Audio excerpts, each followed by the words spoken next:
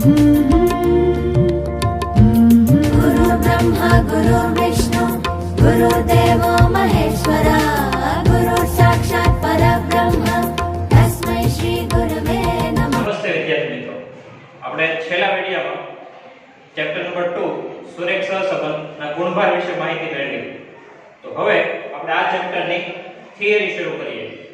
તો થિયરીની શરૂઆત આપણે સૌથી પહેલા જે ચેપ્ટરનું નામ છે સુરેખ સહસંબંધ ત્યાંથી કરીએ. સૌથી પહેલા આપણે આ શબ્દોને સમજીએ કે આ સુરેખ અને સહસંબંધ બંને છે શું. પરંતુ સહસંબંધ શીખતા પહેલા તમારે કાર્ય કારણનો સંબંધ એના વિશે જાણકારી મેળવવી પડશે. એ જરૂરી છે, તો જ આમાં ખ્યાલ આવશે. તો આપણે શરૂઆત કરીએ કાર્ય કારણનો સંબંધ. આપણે જનરલી એવું કહેતા હોઈએ છીએ કે કોઈ પણ કારણ વગર કોઈ પણ કાર્ય નથી થતું.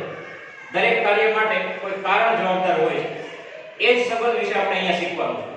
અહીંયા ટોટલ બે વસ્તુ છે, એક કાર્ય અને એક કારણ. સૌથી પહેલા કોઈ કારણ જવાબદાર હશે અને એને અનુલક્ષીને કોઈ કાર્ય થતું હશે. બરાબર? કોઈ કારણ જવાબદાર હશે, એને અનુલક્ષીને કોઈ કાર્ય થતું હશે. જેમ કે આપણે ઉદાહરણ લઈએ, બહુ સીધું અને સિમ્પલ ઉદાહરણ. વરસાદ આવે તો રસ્તા ભીના થાય. વરસાદ આવે તો રસ્તા ભીના થાય. અહીંયા વરસાદ છે એ શેનું કામ કરશે? એક કારણ છે કે વરસાદ આવ્યો એટલા માટે રસ્તા ભીના થયા. વરસાદ આવ્યો એટલા માટે રસ્તા ભીના થયા. તો વરસાદ આવ્યો એક કારણ છે અને કાર્ય શું થયું? વરસાદે કાર્ય શું કર્યું? તો કે જે રસ્તા ભીના કરાયા. તો બે વસ્તુ અહીંયા હોય છે, કાર્ય અને કારણ. આને અનુલક્ષીને કાર્ય કારણનો જે સંબંધ છે એના ટોટલ બે પ્રકાર છે. એમાંથી સૌથી પહેલો પ્રકાર પ્રત્યક્ષ સંબંધ. બે પ્રકાર છે, પ્રત્યક્ષ અને પરોક્ષ. પ્રત્યક્ષ એટલે સીધે સીધું, જે ડાયરેક્ટ કોન્ટેક્ટમાં હોય એવું. જે હમણાં ઉદાહરણ લીધું કે વરસાદ વાળું, કે વરસાદ આવે રસ્તા ભીના થાય, તો ત્યાં એ પ્રત્યક્ષ સંબંધ છે. રસ્તા ભીના થવાને વરસાદ સાથે સીધો સંબંધ છે. એમાં કોઈ અન્ય પરિબળ જવાબદાર નથી. આ પ્રત્યક્ષ સંબંધ છે. એટલે એની વ્યાખ્યામાં એવું લખ્યું છે કે એક ચલની કિંમતમાં ફેરફાર થવાથી પ્રત્યક્ષ રીતે બીજા ચલની કિંમતમાં ફેરફાર થાય તો એને પ્રત્યક્ષ સંબંધ કહેવાય. પ્રત્યક્ષ કાર્યકારણનો સંબંધ કહેવાય. બરાબર? કોઈ એક ચલમાં ફેરફાર થાય એના લીધે બીજા ચલમાં ફેરફાર થાય તો એને પ્રત્યક્ષ કાર્યકારણનો સંબંધ કહેવાય. અહીંયા મેં અમુક ઉદાહરણો લખેલા છે, એ પણ પાર્ટ્સ પાડીને. સૌથી પહેલું ઉદાહરણ જોઈએ. આ કંઈક આખું સ્ટેટમેન્ટ આ પ્રમાણે છે કે જો આપણે આવક વધે તો આપણો ખર્ચ પણ વધે. મતલબ જેની આવક સારી હોય એ લોકો વધારે ખર્ચ કરતા હોય. જેમ કે મુકેશ અંબાણીની વાઇફ નીતા અંબાણી એ 1 કરોડના ફોન યુઝ કરી શકે કારણ કે એમની આવક વધારે છે. આપણી પાસે સિમ્પલ ફોન હોય કારણ કે આપણી આવક ઓછી છે. તો આ સીધું એક કારણ જવાબદાર છે કે જો આવક વધારે હોય એમનો ખર્ચ પણ વધારે હોય. તો અહીંયા સૌથી પહેલું કારણ કયું છે આપણે આવક વધવાનું? આપણો ખર્ચ વધવાનો. તો કે આવક. તો એ આવક વધે એ આપણું કારણ છે. કારણ આવક વધે એના લીધે શું થાય છે કાર્ય? તો કે આપણો ખર્ચ વધે છે.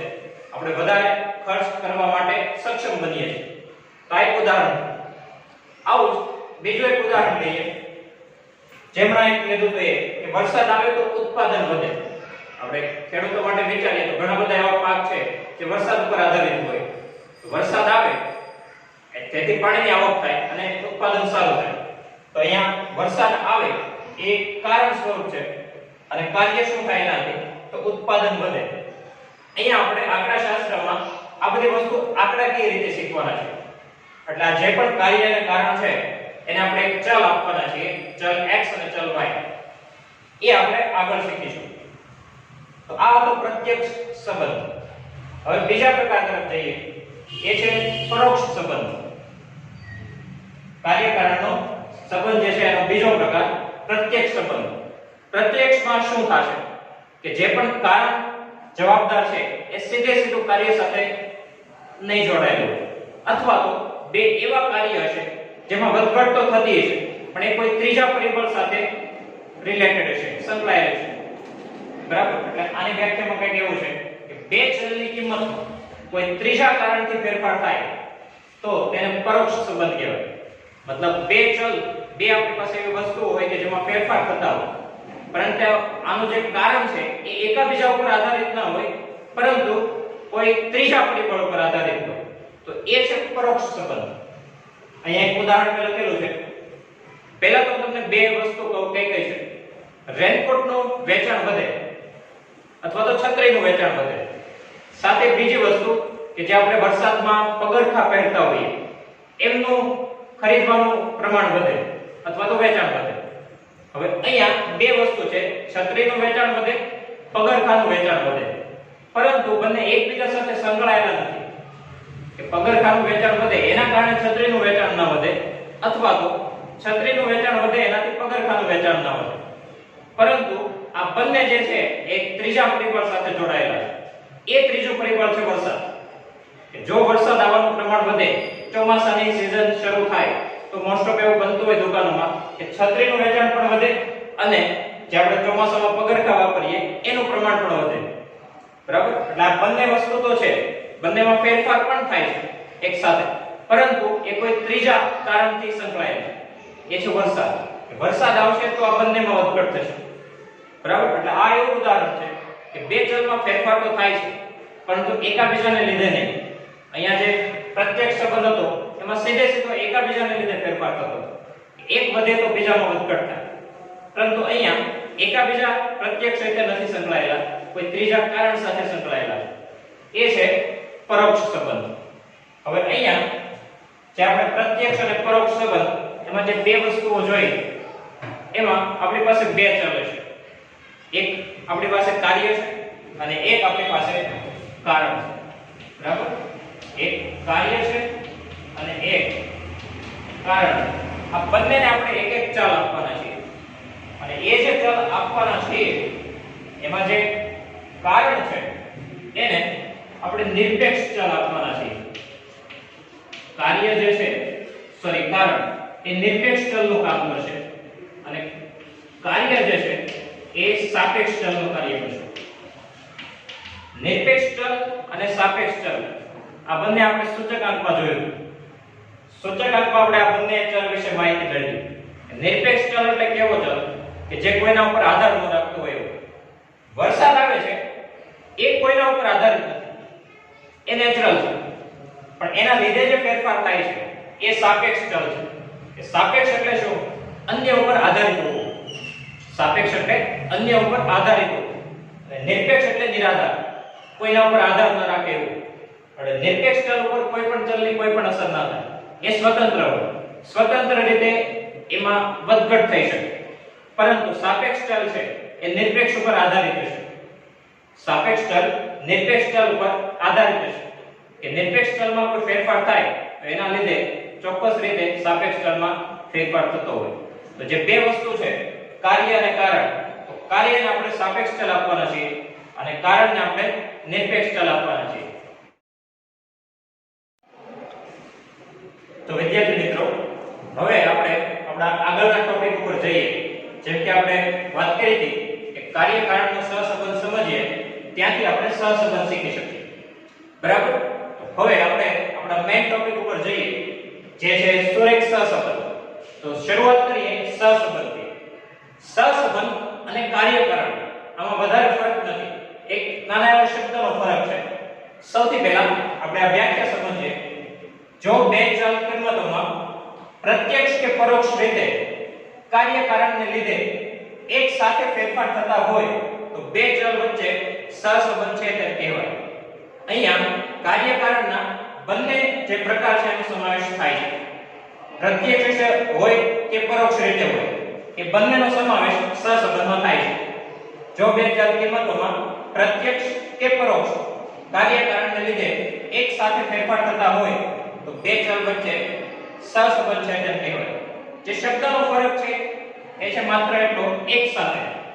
સહસંબંધ માટે જરૂરી છે કે જે ફેરફાર થાય છે એ એક સાથે થતા હોવો જરૂરી છે. થોડો સમયગાળો હોય એ ના ચાલે. બંનેમાં ફેરફારો એક સાથે થતા હોવા જોઈએ, એ છે સહસંબંધ. એટલે સહસંબંધ અને કાર્યકારણ બંનેમાં વધારે ફરક નથી. આપણે આપણા આગળના શબ્દ તરફ જઈએ. હવે પૂર્ણ નામ જે છે એનો અર્થ સમજીએ. કાર્યકારણનો સહસંબંધ શીખ્યા, સહસંબંધ શું છે એના વિશે શીખ્યા. હવે છે સુરેખ સહસંબંધ.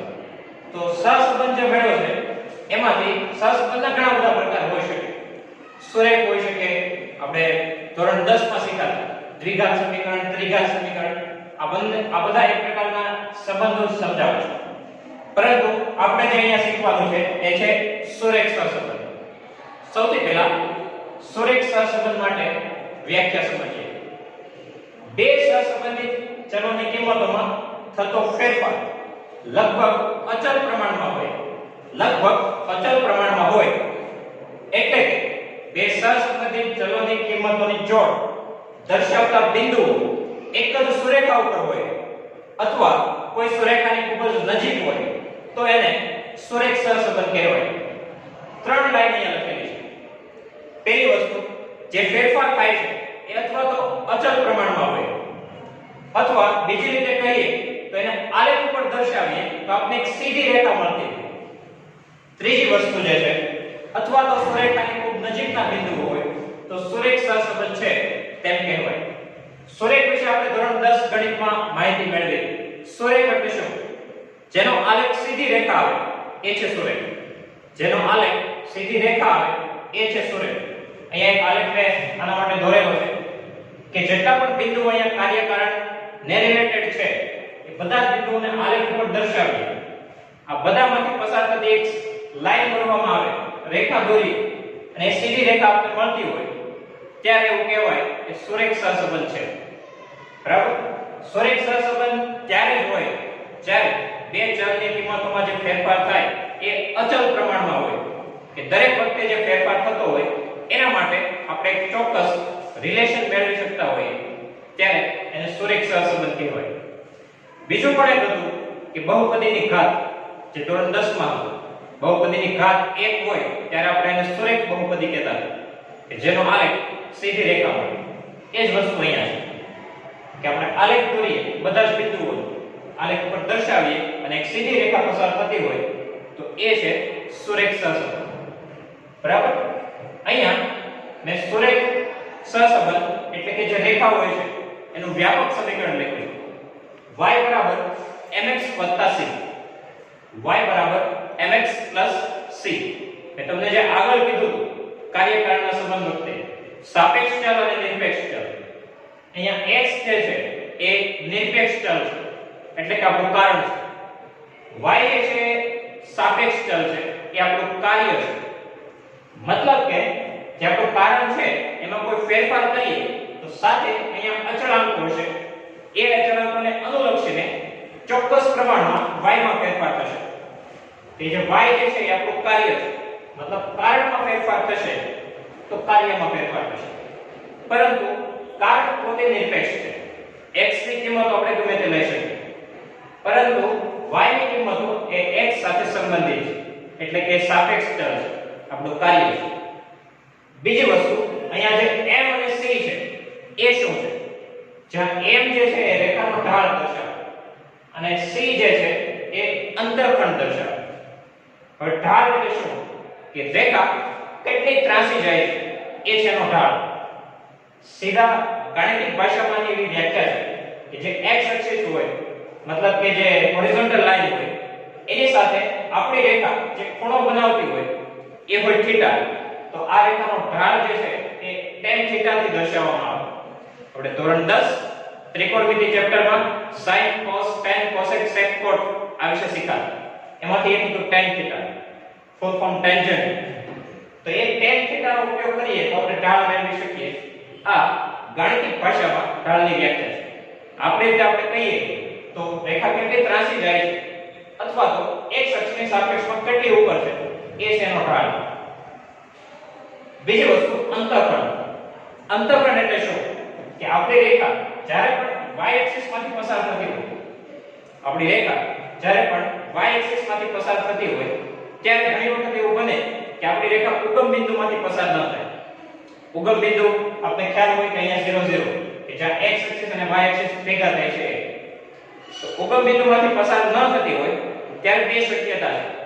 કાં તો ઉગમ બિંદુની ઉપરથી પસાર થશે અથવા તો ઉગમ બિંદુથી નીચેથી પસાર થશે. એને અનુલક્ષીને અંતરખંડ c નક્કી થાય કે જ્યાં પણ y એક્સિસ ને છેદે છે ત્યાંથી ઉગમ બિંદુનું જે અંતર હોય એ હોય અંતરખંડ c. અહીંયા y અક્ષ ને જે પણ બિંદુએ છેદે ત્યાંથી લઈ ઉગમ બિંદુ સુધીનું અંતર એ છે અંતઃખંડ C. ઉપરની દિશામાં હોય તો C ની કિંમત પ્લસમાં હોય, નીચેની દિશામાં હોય તો C ની કિંમત ઋણ હોય. આ જે વસ્તુ છે આલેખ, અહીંયા તમે જેટલી પણ વસ્તુઓ શીખો એ ઓછી પડે, કારણ કે ગણિતની ભાષામાં આલેખ જે છે એ ખૂબ જ મોટો ટોપિક છે. એની અંદર જેટલું શીખતા જાઓ એટલું જ એમાં ઘટે. પરંતુ આપણે જે આપણો આલેખ છે એ અત્યારે સુરેખા સંબંધ કોમર્સ પૂરતું મર્યાદિત રાખીએ, કારણ કે આ ઢાળ એના વિશે વિસ્તૃત માહિતી, એના સૂત્ર એ બધું 11 પર સાયન્સમાં હોય છે. એટલે આપણે આલેખને સુરેખા સંબંધ પૂરતું સીમિત રાખીએ. અહીંયા જે આપણે m અને c વાપર્યા છે એ જ્યારે આપણે સહસંબંધના સૂત્ર લખશું ત્યારે m ની જગ્યાએ b નો ઉપયોગ કરીશું અને અહીંયા a નો ઉપયોગ કરીશું. y બરાબર a + bx આવું લખીશું. મતલબ m અને c એ જોતા તો અચળાંક છે, કોઈ ફિક્સ રેખા માટે m અને c ની કિંમતો સરખી હોય. એટલા માટે આ અચળાંકો છે, એ અચળાંકોને આપણે a અને b થી દર્શાવવાના છે. એટલે એ આપણું છે સુરેખ સમીકરણ, કારણ કે અહીંયા જે ભાગ છે એ સુરેખ સહસંબંધી છે. બીજી વસ્તુ, વ્યાખ્યામાં એક વસ્તુ એ પણ લખી છે, જો બધા બિંદુઓ એક જ સુરેખા ઉપર ના હોય પરંતુ સુરેખાની ખૂબ જ નજીક હોય, મતલબ સુરેખા ઉપર ના હોય તો થોડા આસપાસ હોય, તો પણ ત્યાં સુરેખ સહસંબંધ છે. આના વિશેની માહિતી જ્યારે આપણે સહસંબંધના પ્રકાર વિશે શીખીશું ત્યારે આપણે જોશું કે જો સુરેખા ઉપર નથી તો કેવા પ્રકારના સુરેખ સહસંબંધ હોઈ શકે. બરાબર? એટલે સુરેખ સહસંબંધનો સીધો મીનિંગ છે કે બે એવી વસ્તુઓ કે જે અચળ પ્રમાણમાં ફેરફાર થતો હોય, જેને આપણે આલેખ પર દર્શાવીએ તો એક સીધી રેખા મળતી હોય, ત્યાં આપણે સુરેખ સહસંબંધનો ઉપયોગ કરી શકીએ.